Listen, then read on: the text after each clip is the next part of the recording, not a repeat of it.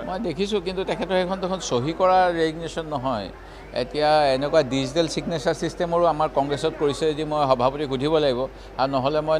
নহয় বুলিয়ে ক'ব লাগিব কাৰণ আমি কিবা লিখিলে আমি চহী কৰি দিওঁ অকল অসম চৰকাৰে ডিজিটেল ব্যৱস্থা কৰাৰ কাৰণে উইদাউট ছিগনেচাৰ হ'লেও ভেলিড বুলি কয় সেইটোৱে ৰাণাদাৰ সেইখন সঁচা নিমিছা মই ক'ব নোৱাৰোঁ কাৰণে মন্তব্য নিদিওঁ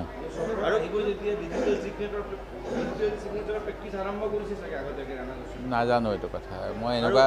অবান্তৰ প্ৰশ্ন মানে আপুনি যিটো কৈছে কাৰণ সেইটো কৰিবলৈ হ'লে ৰেজিষ্ট্ৰেশ্যন এটা লাগে এনেকৈ যেতে কৰি দিব নোৱাৰে সেই গতিকে যেতিয়া প্ৰচেছত হ'ব প্ৰচেছত কৰা হয় সেই গতিকে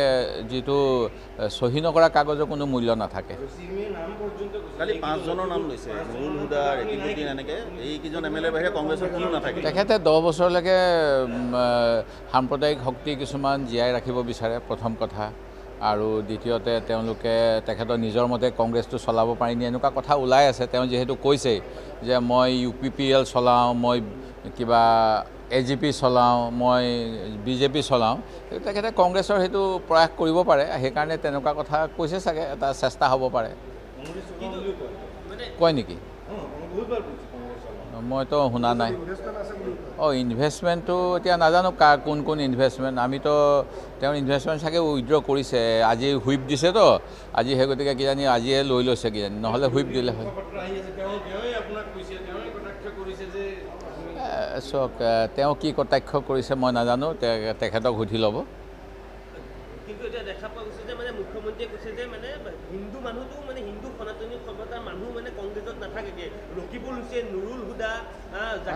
মই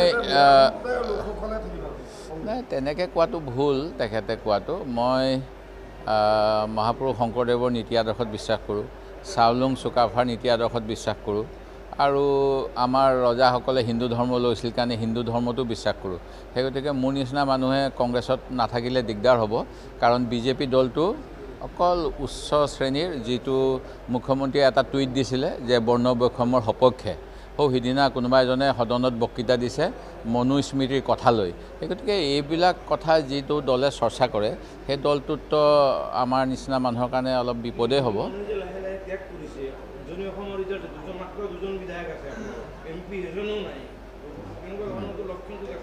একো ডাঙৰ কথা নহয় ৰাজনীতিত উত্থান পতন থাকে আপুনি ভাৰতীয় জনতা পাৰ্টি ইতিহাসটোৱে চাই ল'ব তাৰপিছত মোৰ লগত এটা প্ৰশ্ন সুধিব গৌৰৱ গগৈ নিজে কৈছে মই ওচৰত দিয়ক নাই অভিমন্যু মই কিন্তু মানে বিহু ফালি ওলাম এইবিলাক কথা নাই তেখেতে কিয় ক'লে মানে মই নাজানো কিন্তু ৰাইজে যিহেতু কংগ্ৰেছ দলক সমৰ্থন কৰিব সেই গতিকে কংগ্ৰেছৰ অকল গৌৰৱ গগৈ নহয় আৰু সাংসদ জিকিব এই বিষয়ে মই নিশ্চিত